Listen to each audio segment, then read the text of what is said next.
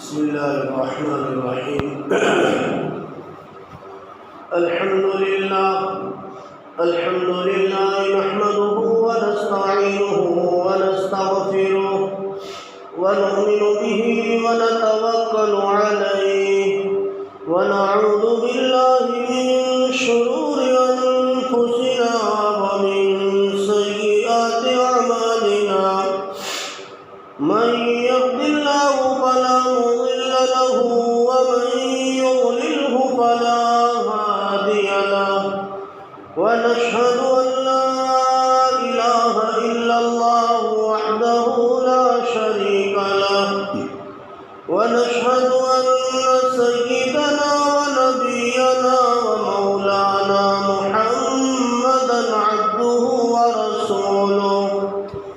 وصلى الله تعالى عليه وعلى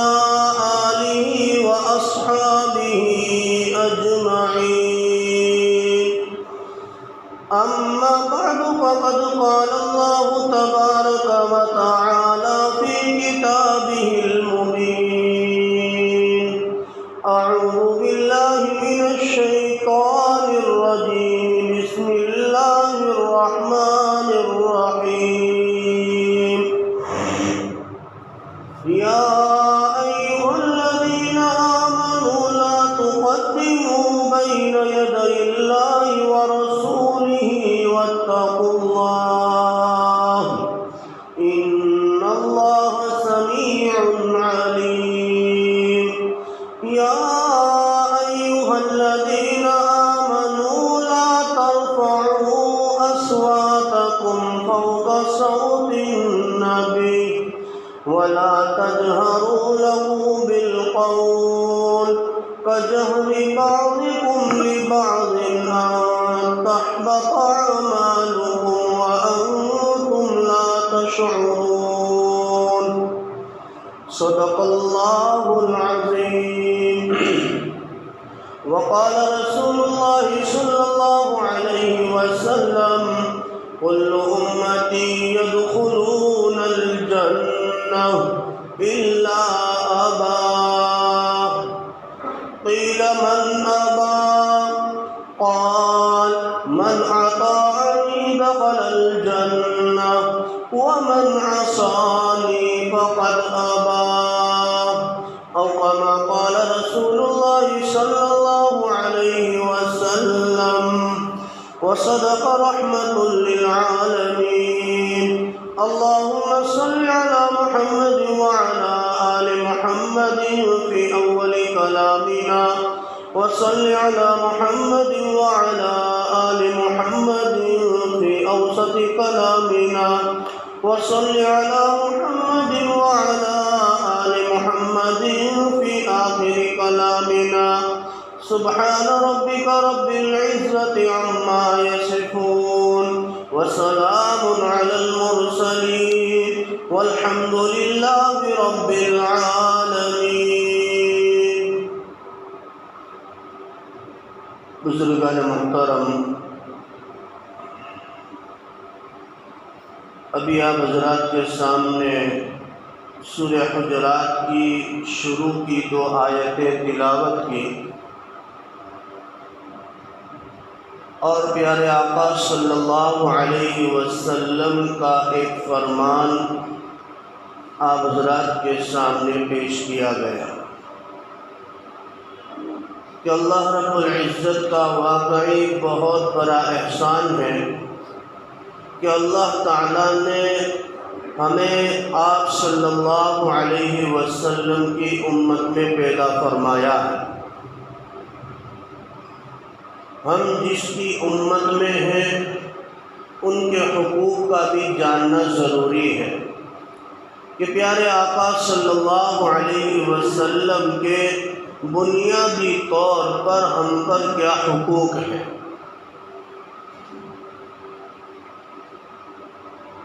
کہ اللہ کے نبی صلی اللہ علیہ وسلم کا سب سے پہلا حق تو یہ ہے کہ آپ کی رسالت کی تصدیق کرنا، آپ کو رسول ماننا، اگر کوئی آدمی اللہ کو معبود مانتا ہے اور کلمے کا دوسرا جزو نہیں مانتا، محمد الرسول اللہ نہیں کہتا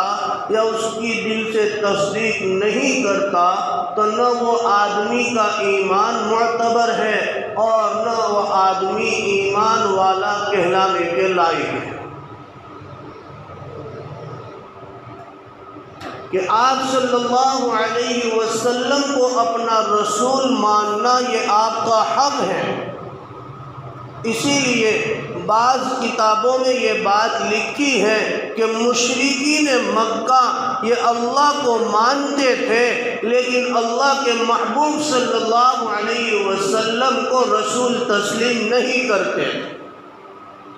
تو جس طریقے سے اللہ پر ایمان لانا ضروری ہے، اسی طریقے سے اللہ کے نبی صلی اللہ علیہ وسلم پر ایمان لانا ضروری ہے۔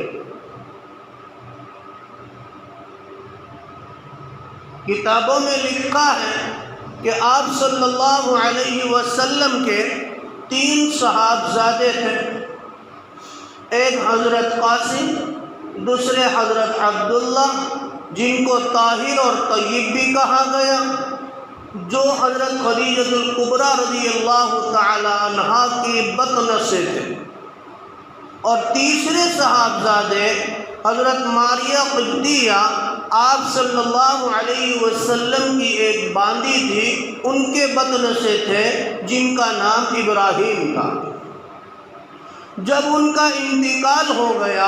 تو حضرت ماریہ قبطیہ رضی اللہ تعالی عنہا یہ بہت رنجیدہ رہتی تھی، بہت غم میں رہتی تھی۔ آپ صلی اللہ علیہ وسلم تشریف لائے، جب آپ نے ان کو رنجیدہ دیکھا، حزن و ملال کے اندر دیکھا، غم زدہ دیکھا، اللہ کے نبی صلی اللہ علیہ وسلم نے فرمایا کہ ماریہ اتنی تعزیر اور تملیل کیوں ہے؟ ہمارا بچہ، ہمارا لڑکا وہ تو جنت کے اندر ٹہل رہا ہے، آؤ میں تمہیں دکھاؤں۔ حضرت ماریہ قبطیہ رضی اللہ تعالی عنہا نے فرمایا کہ مجھے اب دیکھنے کی ضرورت نہیں ہے، مجھے صبر آ گیا۔ بعد میں جب ان سے وجہ پوچھی کہ اللہ کے نبی صلی اللہ علیہ وسلم نے جب آپ کو یہ فرمایا کہ آؤ میں تمہیں اپنا بچہ بتاؤں کہ جنت کے اندر ٹہل رہا ہے، آپ نے منع کیوں کیا؟ حضرت ماریہ فرماتی ہے کہ اگر میں اس وقت دیکھ لیتی تو پھر ایمان بالغیب رہتا ہی نہیں، گویا ایسا ہو جاتا نعوذ باللہ ثم نعوذ باللہ کہ مجھے اللہ کے نبی صلی اللہ علیہ وسلم کے فرمان پر اعتماد ہی نہیں۔ حضرت ماریہ فرماتی ہے کہ آنکھوں کا دیکھا تو غلط ہو سکتا ہے لیکن پیارے آقا صلی اللہ علیہ وسلم کا بتایا ہوا غلط نہیں ہو سکتا۔ تو ایسے ہی ایمان بالغیب کہ جب آپ صلی اللہ علیہ وسلم حیات طیبہ کے ساتھ اس دنیا میں تھے تو اس وقت آپ پر ایمان لانا ضروری تھا، اسی طرح آج بھی اگر کوئی اپنے آپ کو ایمان والا بنانا چاہتا ہے، کوئی اگر اللہ کو راضی کرنا چاہتا ہے، آخرت کی نعمتوں سے مالا مال ہونا چاہتا ہے، اللہ کی بنائی ہوئی جنت کے اندر داخلہ چاہتا ہے، تو جیسے اللہ پر ایمان لانا ضروری ہے ایسے محمد الرسول اللہ صلی اللہ علیہ وسلم پر ایمان لانا ضروری ہے۔ یہ آپ صلی اللہ علیہ وسلم کا پہلا حق ہے ہر امتی پر۔ اسی طریقے سے آپ صلی اللہ علیہ وسلم کا دوسرا حق، آپ صلی اللہ علیہ وسلم کی عظمت کا دل میں ہونا۔ آپ صلی اللہ علیہ وسلم کی وہ عظمت کہ جو صحابہ کرام رضوان اللہ علیہم اجمعین کے نزدیک تھی، آج ہمارے دل اللہ کے نبی صلی اللہ علیہ وسلم کی عظمت سے خالی ہے، جس کی بنیاد پر جس کو جو چاہا وہ کہہ دیا۔ ہم خود صحابہ کی زندگی کو دیکھیں کہ صحابہ کرام رضوان اللہ علیہم اجمعین کے نزدیک اللہ کے نبی صلی اللہ علیہ وسلم کی عظمت کیا تھی، کہ جب سورہ حجرات کے اندر اللہ کے نبی صلی اللہ علیہ وسلم کے حقوق بیان ہوئے، فرمایا بسم اللہ الرحمن الرحیم یا ایھا الذین آمنوا لا تقدموا بین یدی اللہ ورسولہ، کہ ایمان والو اللہ اور اس کے رسول سے آگے مت بڑھو۔ اب شریعت آ گئی، شریعت کا حکم آ گیا، صحابہ کرام نے اپنی عقل کے گھوڑوں کو وہیں پر دبا دیا، اپنی منمانی نہیں کی کہ نہیں اللہ کے نبی نے تو ان حالات میں کہا تھا، اللہ کے نبی نے تو ایسا اس طریقے سے کہا تھا، لیکن اس کا مطلب تو یہ ہو سکتا ہے، کسی طرح کی کوئی چوچیرا نہیں کی، شریعت آ گئی، بات ختم ہو گئی۔ کہ اللہ کے نبی صلی اللہ علیہ وسلم نے جو بات فرما دی وہ ختم، اس پر مہر لگ گئی، اپنی طرف سے کوئی سبقت نہیں۔ جب اللہ کے نبی صلی اللہ علیہ وسلم کی عظمت دلوں کے اندر ہوگی تو اس کا فائدہ کیا ہوگا کہ جس طریقے سے تصدیق رسالت ایمان کے مکمل ہونے کی علامت ہے، اسی طریقے سے پیارے آقا صلی اللہ علیہ وسلم کی تعظیم و توقیر، آپ صلی اللہ علیہ وسلم کی عظمت تقویٰ کی بلند پایہ نشانی ہے، کہ اسی کو فرمایا واتقوا اللہ،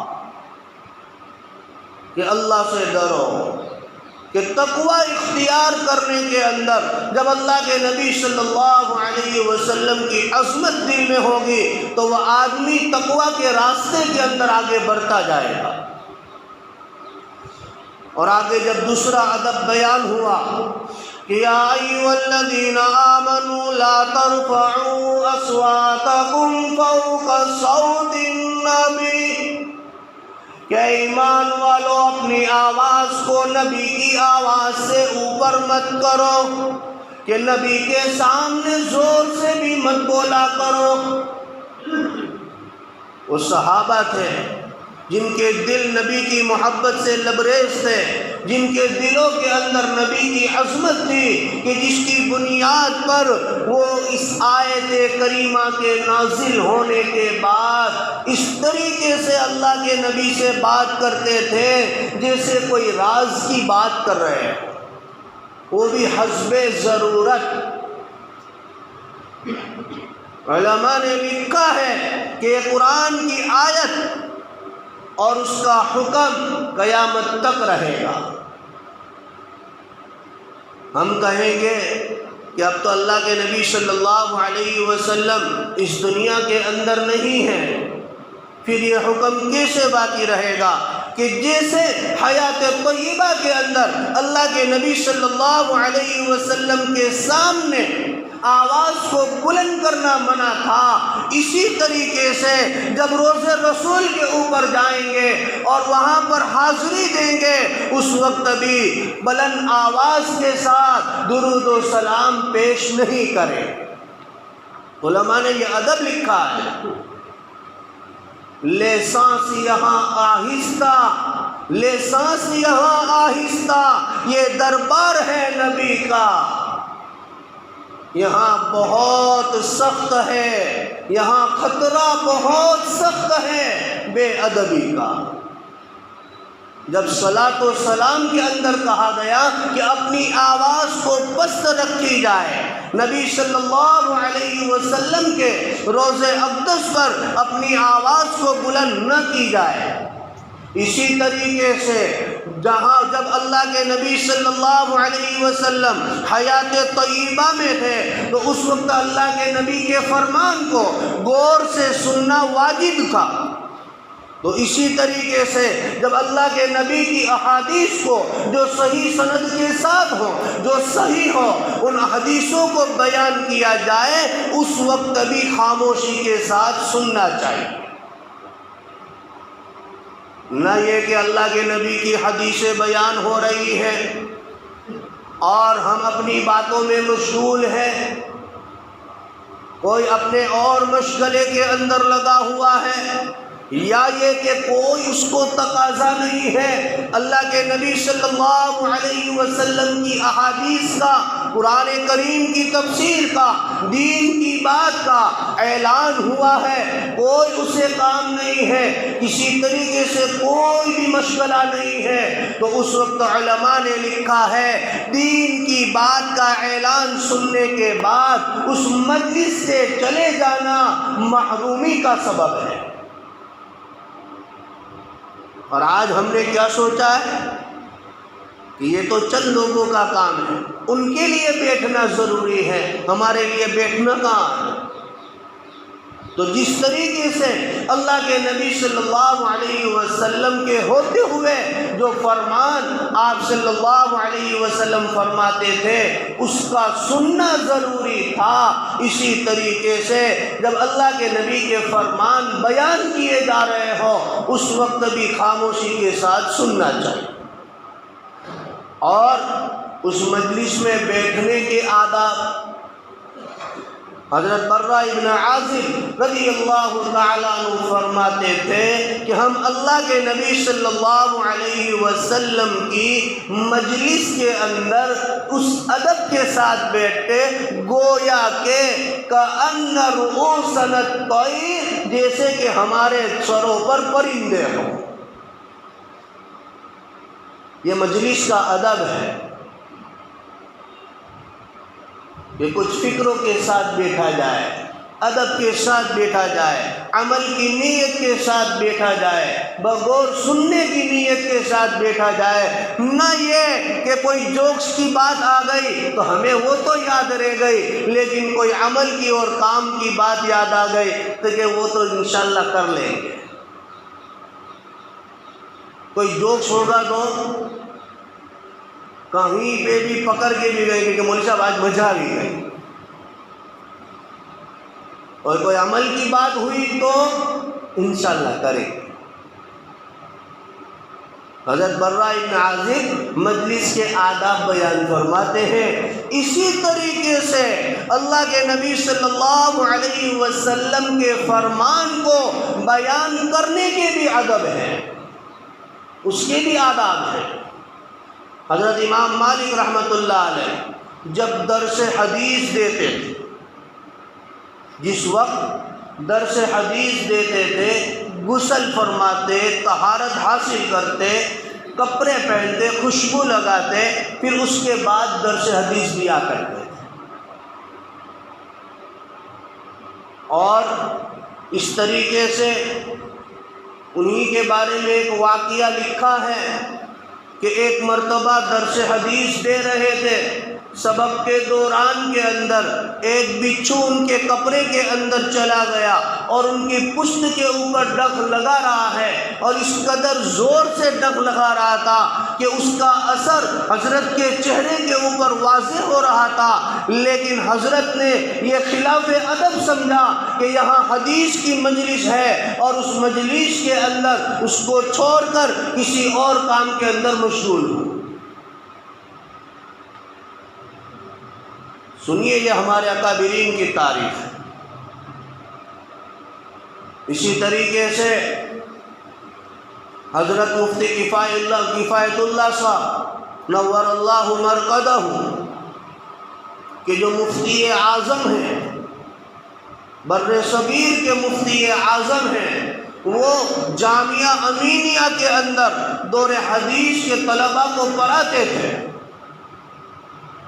ان کا ایک شاگرد مولوی عبدالحق کر کے، اس نے ایک خواب دیکھا اس نے یہ خواب دیکھا کہ مسند پر، یعنی جہاں پر شیخ بیٹھ کے پڑھاتے ہیں، اس مسند پر اللہ کے نبی صلی اللہ علیہ وسلم تشریف فرما ہے، اور مسلم شریف کی ایک روایت کے اوپر بحث فرما رہے ہیں۔ اور انہوں نے دیکھا کہ اللہ کے نبی صلی اللہ علیہ وسلم کی داڑھی مبارک سفید تھی۔ اب جب دوسرا دن ہوا، حضرت مفتی کفایت اللہ صاحب تشریف لائے، تو اس شاگرد رشید نے آپ کی خدمت میں پہنچ کر پہلے تو معذرت کی اور اجازت چاہی کہ حضرت اجازت ہو تو میں اپنی رات کا خواب بیان کروں۔ حضرت نے فرمایا اجازت ہے۔ تو انہوں نے خواب بیان کیا۔ حضرت مفتی کفایت اللہ صاحب نے فرمایا کہ مولوی عبدالحق قبلے کی روح کھڑا ہو، اللہ کو حاضر ناظر مانتے ہوئے، اللہ کو گواہ بناتے ہوئے اس بات کو بیان کر جو تو نے خواب میں واقعی دیکھا ہے۔ جب انہوں نے اس طریقے سے جیسے حضرت نے کیا، اس طریقے سے انہوں نے کر کے بتایا، حضرت نے فرمایا کہ مولوی عبدالحق اپنے ایمان کی فکر کرو، تمہارا ایمان کمزور ہے، خواب تو سچا ہے، لیکن جیسے یہ بات سنی حضرت نے اپنی وہ مسند کو ایسے ہی چھوڑ دیا اور مسند کے سامنے آ کر بیٹھ گئے۔ پھر کبھی بھی اپنی زندگی کے اندر اس مسند کے اوپر بیٹھ کر آپ نے کبھی درس نہیں دیا۔ حالانکہ یہ تو خواب کی بات ہے، خواب کے اندر کوئی حکم صادر نہیں ہوتا ہے، پوچھے علماء کرام کو، لیکن یہ ادب کا تقاضا تھا کہ میرا نبی جب کسی کے خواب میں آتا ہے تو میرا نبی ہی آتا ہے، بذات خود آتا ہے، کیونکہ اللہ کے نبی صلی اللہ علیہ وسلم کا فرمان ہے کہ جس نے مجھے خواب کے اندر دیکھا اس نے مجھے ہی دیکھا۔ تو اس واقعے سے ایک تو ادب پتہ چلا، اور دوسری بات یہ پتہ چلی کہ وہ طالب علم کیسے ہوں گے، کس طریقے سے اپنے آپ کو دلوں کو انہوں نے پاک کیا ہوگا، کیسے وہ درود شریف کی کثرت کرنے والے ہوں گے کہ ان کو اللہ کے نبی صلی اللہ علیہ وسلم کی زیارت ہوئی، اس کے باوجود بھی مفتی کفایت اللہ صاحب فرماتے ہیں اپنے ایمان کی فکر کرو۔ کیوں؟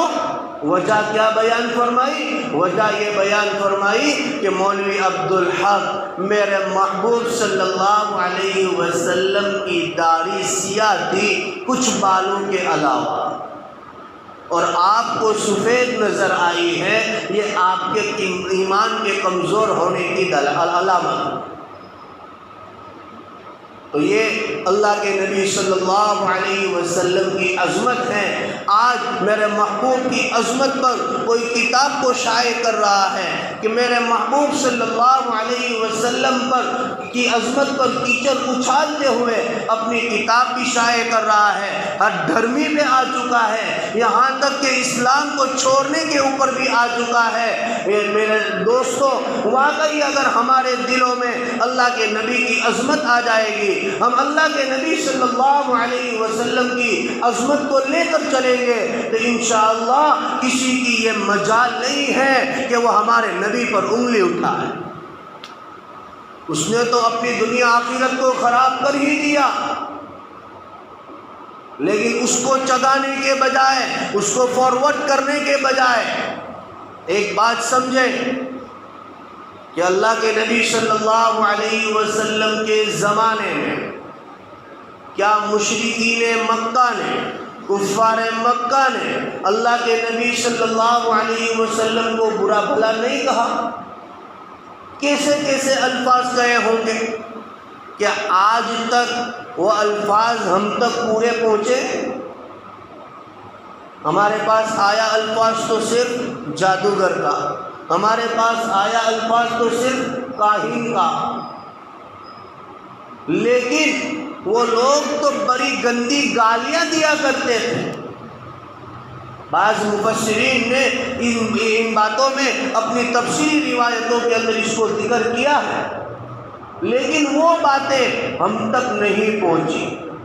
وجہ کیا ہے کہ صحابہ کرام نے ہمیشہ اچھی باتوں کو آگے پہنچایا ہے، بری باتوں کو وہیں پر دفن کیا ہے۔ اور ہمیں کرنا کچھ نہیں ہے، نہ اپنی زندگی کو بدلاؤ میں لانا ہے، نہ اللہ کے نبی صلی اللہ علیہ وسلم کی عظمت سے اپنے دلوں کو سرشار کرنا ہے، نہ اپنے دلوں کو اس سے لبریز رکھنا ہے، بلکہ صرف واٹس ایپ کے ذریعے کہ دیکھو یہ شیطان نے کیا لکھ دیا، یہ شیطان نے کیا کر دیا، اس کے اوپر ایسا ہونا چاہیے، اس کے اوپر جو ہونا چاہیے وہ انشاءاللہ ہو کر رہے گا، میرا اللہ نہیں چھوڑے گا۔ جب میرے اللہ نے یہ کہا ہے من آذانی لی ولی فقد آذنتہ بالحرب، کہ میرے ولی سے کوئی دشمنی کرے، میرے ولی کو کوئی تکلیف پہنچائے، میں اللہ اس کے لیے آ جاتا ہوں، اس کے مقابلے پر آ جاتا ہوں۔ یہ تو اس کا محبوب ہے، یہ اس کا حبیب ہے۔ جب اس کو ستایا ہے، روز رسول میں پریشان کیا ہے، قبر اطہر کے اندر غمگین کیا ہے، تو کیا میرا اللہ چھوڑ دے گا؟ بالکل نہیں چھوڑے گا۔ لیکن او مسلمانوں، تم تو نبی کی محبت کے دعوے دار ہو، تم تو نبی کی عظمت کے قائل ہو، تم تو نبی کے رسالت پر ایمان لائے ہو، تمہیں کیا ہو گیا کہ تمہارے دل اس کی عظمت سے بالکل خالی ہو گئے؟ کیا آج ہم نبی کی بات سننے کے لیے تیار نہیں ہیں؟ نبی کی بات سننے کے لیے ہمارے پاس وقت نہیں ہے؟ اتنی بھی عظمت ہمارے پاس نہیں ہے کہ 10 منٹ کی تعلیم میں بیٹھ جائیں، اتنی بھی عظمت ہمارے پاس نہیں ہے کہ 15 منٹ کے بیان میں ہم شریک ہو جائیں۔ ارے کئی وہ لوگ ہیں جو صرف 2 رکعت پڑھنا جانتے ہیں، عادت ہی بنائی ہے۔ میں نہیں کہتا کہ جمعہ کا بیان سننا واجب ہے، بلکہ خطبہ کا سننا یہ تو واجب ہے، خطبہ کا سننا واجب ہے۔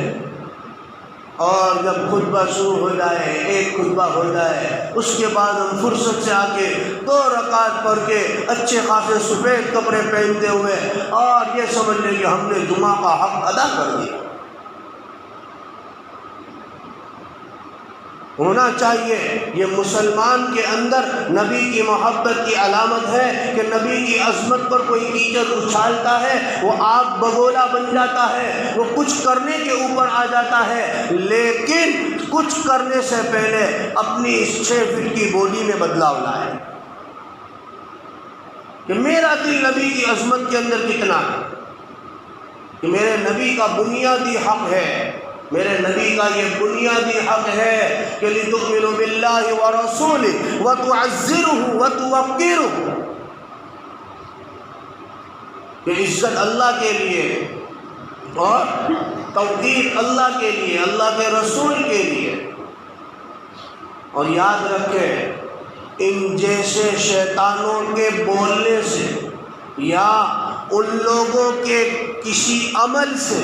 چاہے وہ کتاب کو شائع کر رہا ہو یا کچھ بھی کر رہا ہو یا کر دی ہو، چاہے حکومت اس کو اجازت دے یا نہ دے، وہ ان لوگوں کا مسئلہ ہے، لیکن ان سب کے باوجود میرے محبوب صلی اللہ علیہ وسلم کی عظمت میں، میرے محبوب کی شان میں ذرہ برابر کوئی فرق نہیں آئے گا۔ سوچنا ہمیں کہ نبی کی عظمت سے ہمارے دل کتنے لبریز ہیں۔ اس لیے یہ میرے آقا صلی اللہ علیہ وسلم کا دوسرا حق ہے کہ اللہ کے نبی کی عظمت کا دل میں ہونا۔ اب تیسرا حق پیارے آقا صلی اللہ علیہ وسلم کا یہ ہے کہ اللہ کے نبی صلی اللہ علیہ وسلم سے محبت کرنا۔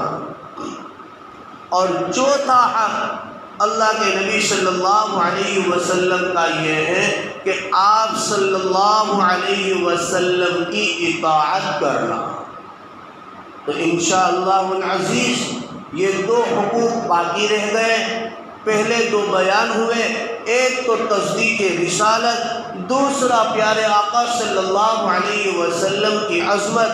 تیسرا باقی ہے آپ صلی اللہ علیہ وسلم کی محبت، اور چوتھا اللہ کے نبی صلی اللہ علیہ وسلم کی اطاعت، کہ جس کو مذکورہ حدیث جو میں نے خطبہ کے درمیان کے اندر پڑھی، اس میں اللہ کے نبی صلی اللہ علیہ وسلم نے یہ فرمایا کل امتی یدخلون الجنہ، کہ میری امت کا ہر فرد جنت میں داخل ہوگا۔ علماء حدیث نے یہاں پر لکھا ہے کہ یہاں امت سے مراد امت اجابت ہے۔ اب صرف ترجمہ کر کے وقت ہو چکا ہے، اپنی بات کو ختم کر دو، انشاءاللہ آئندہ جمعہ اور مزید تشریح کریں گے، صرف روایت کا ترجمہ سن لیں۔ یہ کل امتی یدخلون الجنہ الا ابا، کہ میرا ہر امتی جنت میں داخل ہوگا مگر جس نے انکار کیا۔ صحابہ نے دریافت فرمایا من ابا، یا رسول اللہ یہ انکار کرنے والے کون ہیں؟ اللہ کے نبی صلی اللہ علیہ وسلم نے وضاحت کے ساتھ فرمایا من اطاعنی دخل الجنہ، جس نے میری اطاعت کی وہ جنت میں داخل ہوگا، اور ومن عصانی فقد ابا، اور جس نے میری نافرمانی کی، میری مخالفت کی، وہی انکار کرنے والا ہے۔ اللہ تعالی ہمیں آپ صلی اللہ علیہ وسلم کے مطیع و فرما بردار بنائے، اور اللہ تعالی ہمیں کامل اتباع نصیب فرمائے۔ آمین۔ وآخر دعوانا ان الحمد للہ رب العالمین۔